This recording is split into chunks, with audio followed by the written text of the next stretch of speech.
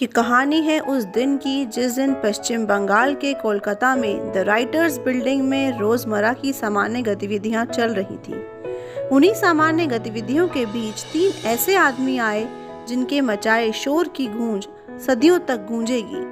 तारीख थी 8 दिसंबर 1930 और वे 3 आदमी थे बिनोय बसु, बादल गुप्ता और दिनेश चंद्र गुप्ता, जिन्होंने अंग्रेजों के खिलाफ क्रांति को अपने हाथों में लेने का फैसला किया।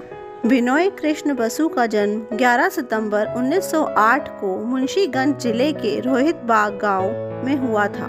मैट्रिक की परीक्षा उत्तीर्ण करने के बाद उन्होंने सर सलीमुल्लाह मेडिकल कॉलेज में दाखिला लिया। ढाका स्थित क्रांतिकारी हेमचंद्र घोष से प्रभावित होकर बिनोय क्रांतिकारी जुगांतर पार्टी से जुड़े एक गुप्त संगठन मुक्ति संघ में शामिल हो गए। दिनेश गुप्ता का जन्म 6 दिसंबर 1911 को मुंशीगंज जिले के एक छोटे से गांव जोशोलोंग में हुआ था। ढाका कॉलेज में पढ़ते समय वे 1928 में भारतीय राष्ट्रीय कांग्रेस के कलकत्ता सत्र के दौरान नेताजी सुभाष चंद्र बोस द्वारा एकत्रित बंगाल स्वयं सेवकों के समूह में शामिल हो गए।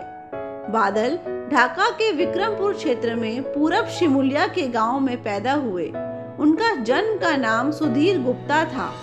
वे भी बंगाल स्वयं सेवक समूह में सदस्य के रूप में शामिल हुए और क्रांतिकारी गतिविधियों को अंजाम देने लगे। सन 1930 में NS सिम्पसन नाम का एक अंग्रेज अफसर था जो उस समय बंगाल की जेलों में बंद राजनीतिक कैदियों पर बहुत अत्याचार कर रहा था।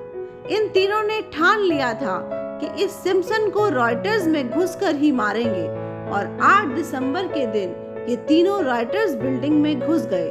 हालांकि ये तय था कि इस हमले में इन तीनों का जिंदा बचना बहुत ही मुश्किल है, परंतु फिर भी ये तीनों सर पर कफन बांधकर आजादी की इस लड़ाई में कूद गए। इन्होंने सिम्पसन की हत्या कर दी, परंतु बादल ने अंग्रेजी सिपाहियों द्वारा पकड़े जाने से बेहतर साइनाइड खाकर अपनी जान कुर्बान करना समझा। बिनोय और दिनेश ने खुद को गोली मार दी।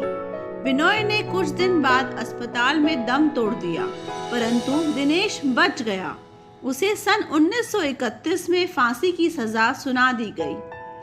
इन 3 युवकों के सम्मान में ही डलहौजी स्क्वायर का नाम BBD बाग रखा गया था। बंगाल के इन 3 शेरों के साहस के आगे तो अंग्रेजों ने भी घुटने टेक दिए।